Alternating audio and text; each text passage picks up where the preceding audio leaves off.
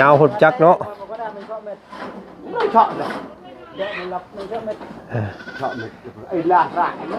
ยาวก็เป็นตัดเอาเด้อ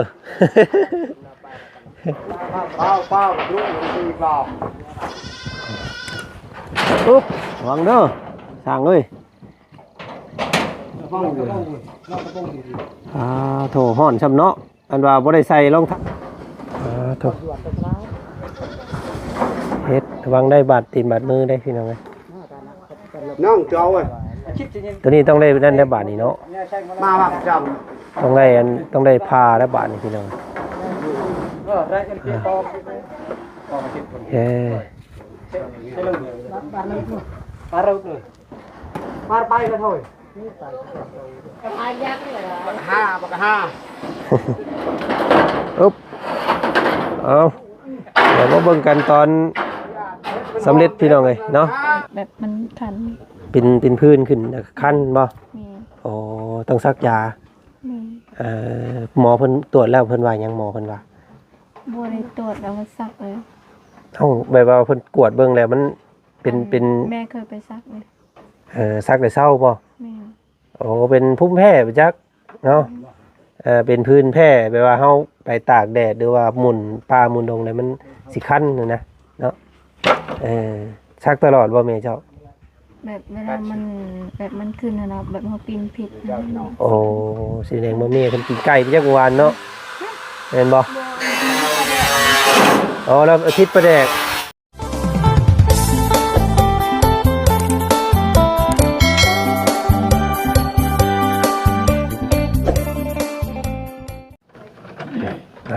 พี่น้องตัดภาพมาทางที่บรรยากาศตอนเที่ยงบาทนี่เนาะทางทีมสร้างเพิ่นขึ้นโครงหลังคาเรียบร้อยพี่น้องเนาะมีแต่เพิ่นสิเอาแผ่นดูซิ่งเนาะทางเบาบุญเพิ่นจัดแผ่นดูซิ่งเลยพี่น้องเพราะว่าสังกะสีเนี่ยมันบ่มีเนาะ3 เมตร 50ความยาวบ่มีก็เลยต้องได้เอาแผ่นดูซิ่งเป็นสีฟ้าพี่น้องเนาะโอ้ย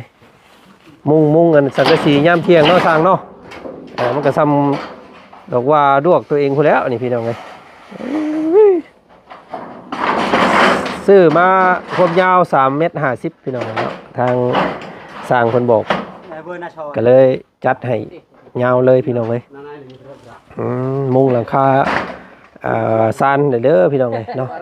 น้องหัวเพิ่นที่มีมงนั่งล่างถ้วยแล้วบาดนี้พี่น้องเลยขึ้นแล้ว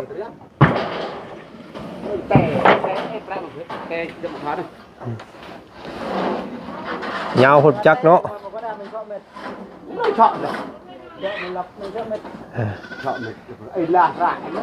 ยาวก็เป็นตัดเอาเด้อ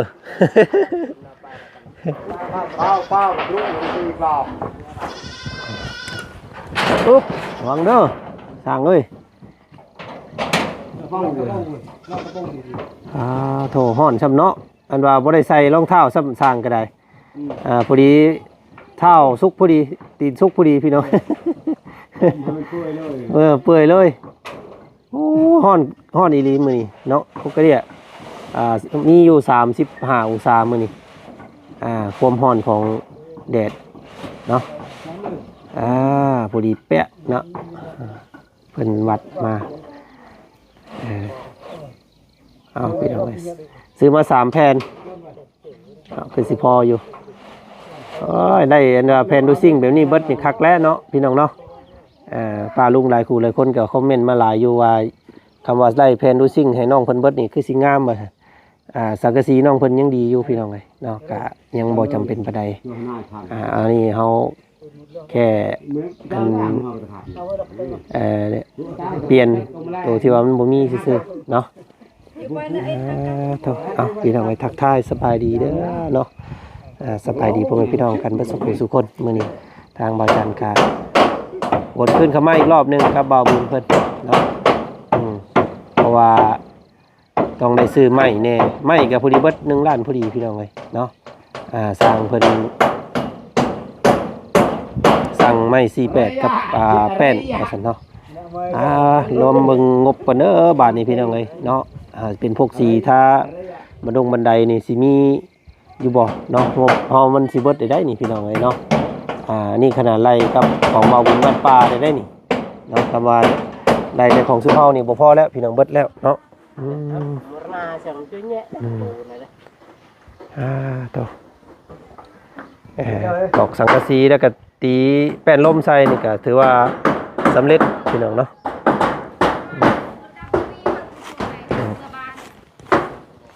นี่ต้องย่องอยู่บาดนี้เนาะงามสรุปแล้วเพิ่นเอาแบบเสมอกันคือเก่าพี่น้องไงเนาะเพราะว่าบ่ได้ง่ายอันนี้พอดีวิทย์พอดีใบประตูเนาะ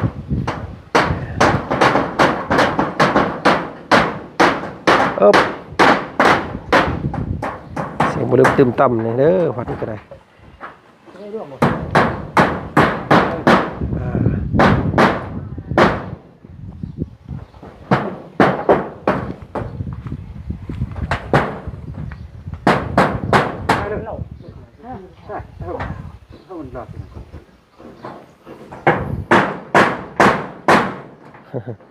พอดีแล้วมุ่งแล้วนี่ก็ให้สร้างเพิ่นพักผ่อนอยู่ข้างลุมเนาะ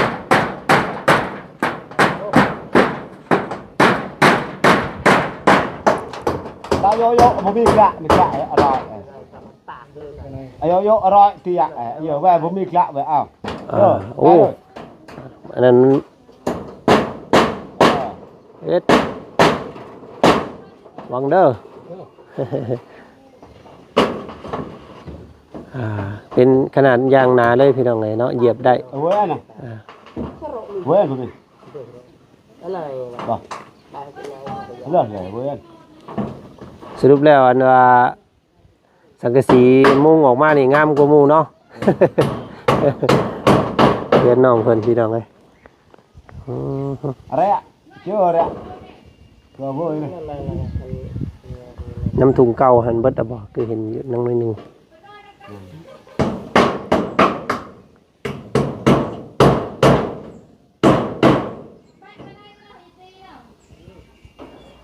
บันไดนี่แม่นเอาบันไดตัวนี้บัดนี้เนาะเปลี่ยนจากตัวนั้นมาตัวนี้ได้แล้วนี่ก็ได้พี่น้องเลย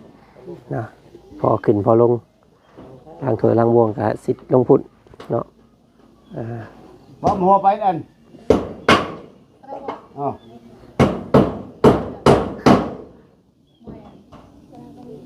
จ้างคือดีกว่าไป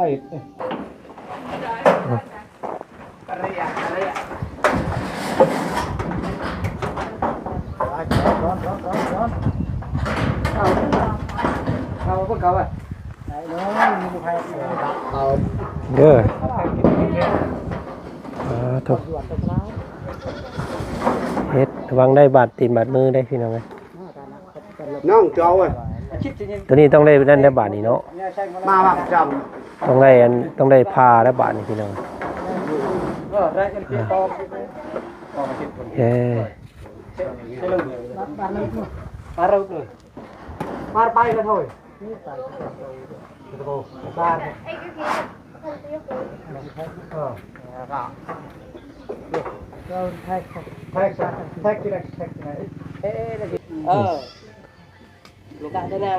ต้องสอดเขาต้องตัดออกพี่น้องเลย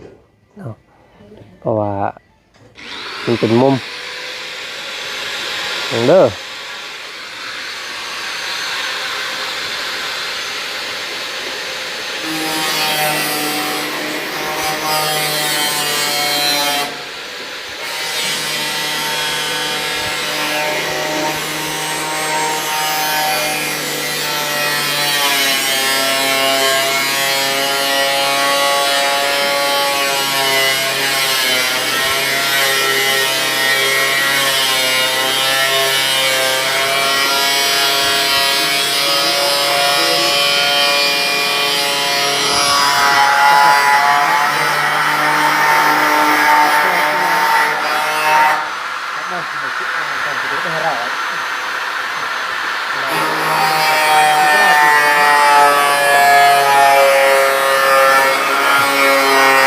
ซึ่งโอ้ที่เราแบบรับตั้มใหม่แล้วเราขนาดเนาะ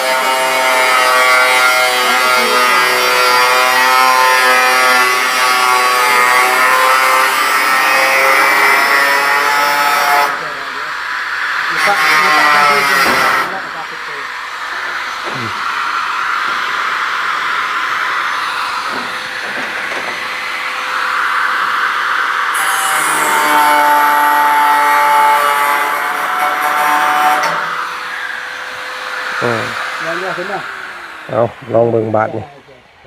cái này nó lên nó khai đây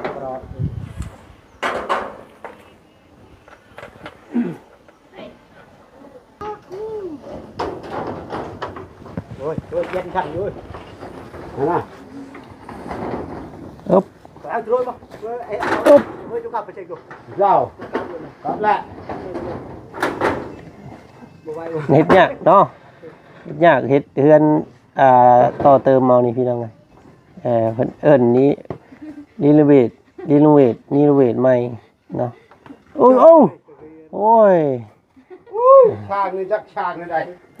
sangโอ้โหหันหัก เกือบ2กิ่ง ร้อนเนี่ยเราช่วยมาอันนี้จะไปช่วยเหลือกันจ้ะ เรายันอันละตีนเราสุกพี่น้องเราก็ได้เอาเกือบใส่ นายน้องนาย เด้อเบิ่งก่อนพี่น้องสิออกเป็นรูปร่างแบบใดได้เพิ่นเฮ็ดนี่เนาะได้ตัดไปจักเนาะได้ตัดออกไปจัก แล้วก็เต้าในเย็บถึงได้ก็เต้าแล้ว อีกแผ่นหนึงก็เย็นละบาดนี่ เอากว่าก็เต้า นี่ยกยากเนาะ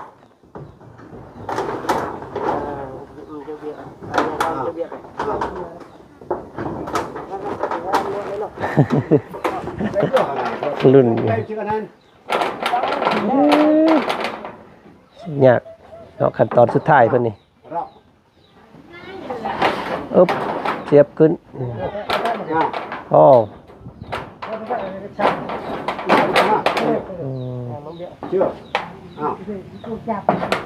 ออกมาสำนั่นกับพ่อแล้วนี่แต่ว่าตัดพุ่นนับบาทนี่ตัดท้ายมันเอาไอ้ตัดไม้เอาลงตัดบัดไปรถหัน ตัดเลย เห็น คิดอันไหน พอตัดทางนั้นทิ่มซะให้มันเพียงนี่เอา มันเพียงตายเลย ตัวนี้มันจะงามพอมันถ้ามันเลยขึ้นมาสิเดี๋ยวมันสิบ่งามเอาแบบนี้แหละเข้ากันแล้ว เรือนเก่าเฮ็ดใหม่ เรือนเก่าเฮ็ดใหม่เฮ็ดยากเนาะเพื่ออะไรใครย่อยสร้างเฮาก็ได้พี่น้องน้ำแตกน้ำแตน ไหลตาย มุงหลังคาเลยเด้อพี่น้องเอ้ยยังทาแต่สีเนาะสีทาสีเนี่ยคือสำเร็จแล้วบัดนี้เนาะอันนี้ยังสิเฮ็ดอันข้าวอันกันอยู่บ่อ้ายกันว่ายันว่าเราเล่นยันเถื่อเรามั่วขี้ตามากกลางคืนออกมายันเลยเฮือนนะยันตก ไม่48เบิดแล้วบ่เนาะโอ้ยมันก่อน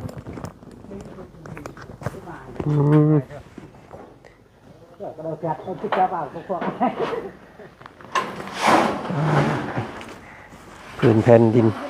เนาะแห้งแล้งบัดพี่น้องเลยเนาะมึงคอยเด้อ5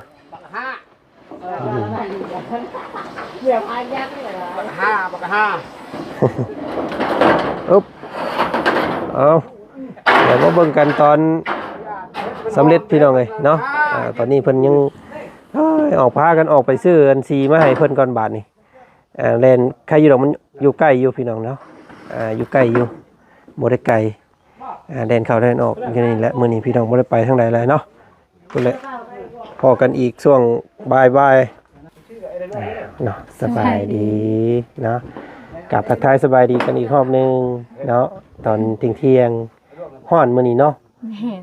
หลายคนว่าฮ้อนคือเห็นน้องเพิ่นใส่เสื้อคักแท้ว่าซั่นมันสิหายใจออกอยู่บ่ว่าซั่นพี่น้องเอ้ยบ่ฮ้อนบ่ใส่เสื้อแบบนี้บ่มันเย็นเวลาคือเอาออกมันเย็นเนาะข้างในเนาะถ้าเฮาใส่เสื้อแขนสั้นได้ยิ่งแหมเนาะบ่แม่นว่าใส่ให้มันขาวได้พี่น้องเพิ่นใส่มันเย็นเนาะเพราะว่าแสงแดดนี่มันเฮ็ดให้กระโตเฮาแหมเนาะเพิ่นก็ได้ใส่เสื้อนุ่มๆหนาๆนี่อย่าขาวเนี่ยเนาะ คนผิวเข้มแน่พี่น้องไงเนาะบ่ขาวปานใดเนาะเดี๋ยวใส่ฟิลเตอร์ให้เด้อ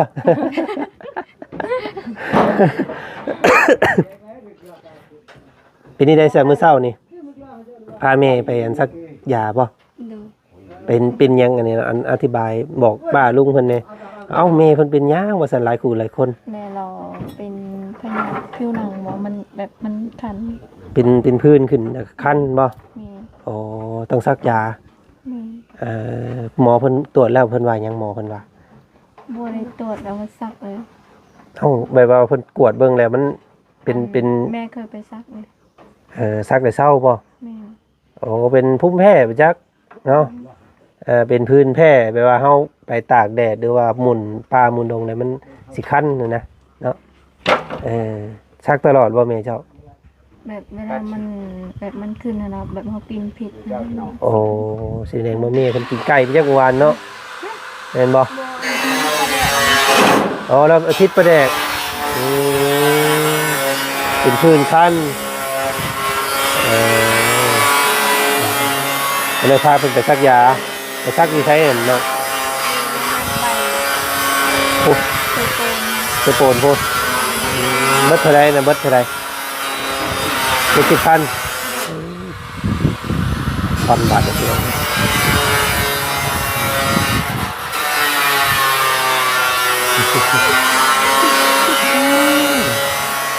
เอาข้าวเอาน้ำย่อสร้างเรียบร้อยเนาะขั้นตอนอันนี้ก็ใกล้สำเร็จแล้วพี่น้องเลยเนาะอีกสักหน่อยหนึงเดี๋ยวพวกเขาสิเข้ามาใหม่อีกเด้อพวกไอ้สิเอาสีเข้ามาใหม่สีสมมุติมันบ่มีสีอันคือพ่อเพิ่นอยากได้ก็เอาเด็กสีใดก็ได้เนาะค่าย่อมมันอันว่านั่นน่ะพี่น้องเลยควันแบบนี้พี่น้องเลยโอ้ยพุ่นถึงหัวระเบิดได้ทางบ่บุญเพิ่นก็ได้เอ้าอาเลียเป็นยังก็อาเลียนี่อาเลียแล้วเนาะ แม่เขาเอิ้นชื่อ พอชื่อเพิ่นชื่อช่างยังเทิงมันบ่ ยอกซื่อ โอ้ ๆขอยอกซื่อ อาเลียเด้อเอาใกล้สำเร็จแล้วพี่น้องเอ้ยเพิ่นมุงอีกเพจนึงก็ถือว่านางถอยลังบวงได้บาดนี้เนาะออกมา ๆ ฮะ สิแล้ว แล้วได้บ่ได้เบิ่งบ่เตรียมห้องเพลงเด้อเจ้าเด้อผู้นี้พรผู้นี้เพิ่นสัญญาไว้เมื่อวานนี่พี่น้องเพิ่นเอาสิห้องเพลงให้พังเนาะเอาให้จบเพลงได้เนาะ ขอเป็นเพลงเด้ เอาผู้นี้ก็พรแก้บนให้เด้เนาะเบิ่งซะพี่น้องนะอ้าย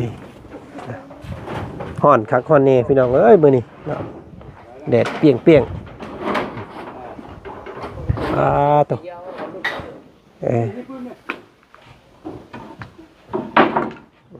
มองล่างถอยล่างบวง เม้นในให้จอดในเปียในจันทั้ง ได้เลยรู้แล้วนะ เนาะสร้างใหญ่เฮานี่สร้างไส้ในบ้านขึ้นสูงแท้นี่พี่น้องเนาะในบ้านเขามักตักแดด เนาะไส้เราขึ้นสูงแท้นี่เป็น ในบ้านก็ห้องด้วยนั่นเนี่ย แม่นบ่ห้องก็ขึ้นเทิง ห้องก็ขึ้นท้องเนาะห้องอยู่นอก โอ้ยเนาะต้องใช้อันเวียกเราอีหลีนี่พี่น้องเนาะ กินเงินเดือน โอ้ย ได้เช็ดด้านได้ ต้องกันว่าใช้ให้คุ้มเนาะทั้งห้องทั้งเงินทั้งห้องทั้งในบ้าน ในบ้านเนอะ เอาขึ้นเทิงไปเลย เอาว่าบ่ญาตินะแดดฉันนี่เขาบอกญาติ เอา ญาตินะ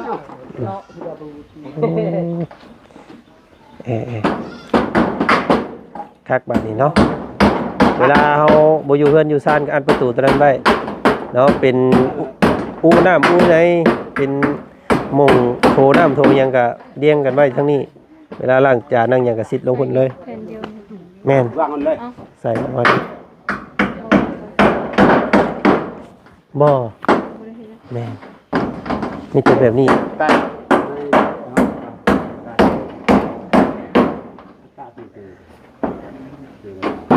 หมองล่างถ้วยซื่อๆเนาะได้อยู่ได้เนาะพอเจ้าอันบ่ตากคนออกมาล่างถ้วยซื่อๆเนาะ ไปเฮ้ยหมอฮับได้ชาแตกแท็กไว้ บอกคือให้กันแท้นี่เนาะตกใจเด้โอ้ย หน้าที่ในบ้านกับห้องหน้าที่อยู่ห้องไปร่วม แม่น มาจะร่วมเช้านี่ก็มาเฮ็ดเฮือน อืม ตายแล้ว ไปเงี้ยเลยเลย ต้องเฮ็ด ห้อ ไว้ งไม่ นี่ ช้ำในบ้านช้ำห้องที่ร่วม พวกหมากยังก็นี่ไอ้ ไปอันนั้นน่ะ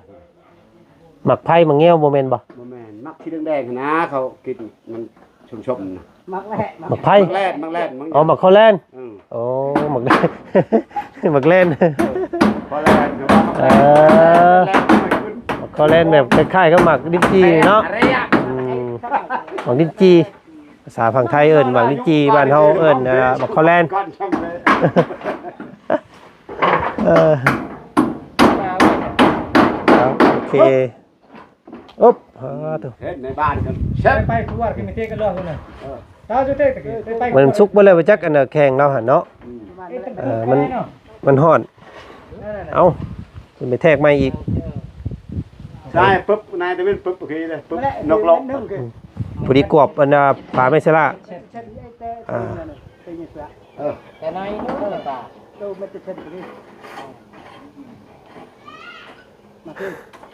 Nah, ini parok kepal nih kok. มีแต่เฮ็ดไม้ขันให้เรานี่เด้อยันว่าคุเพิ่นตก เวลาเพิ่นตั้งคุไว้อันหม้อล้างถ้วยไว้ยันมันตกพี่น้องไงเนาะเอาเฮ็ดต่ำๆก็ได้พอได้อัน ไม่ไหวเขาได้หลูปรับในหลูเลย เอาได้แล้วเนาะโอเค Set luôn. ทุกคนพี่น้องเอ้ย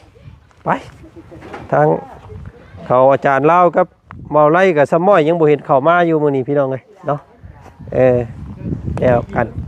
มิตรสมอยสิมีมื้อนี้เรือนของน้องหัวเพิ่น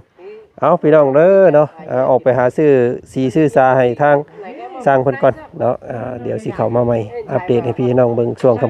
ำๆเนาะก็สำเร็จแล้วพี่น้องเอ้ยการต่อเติมอัน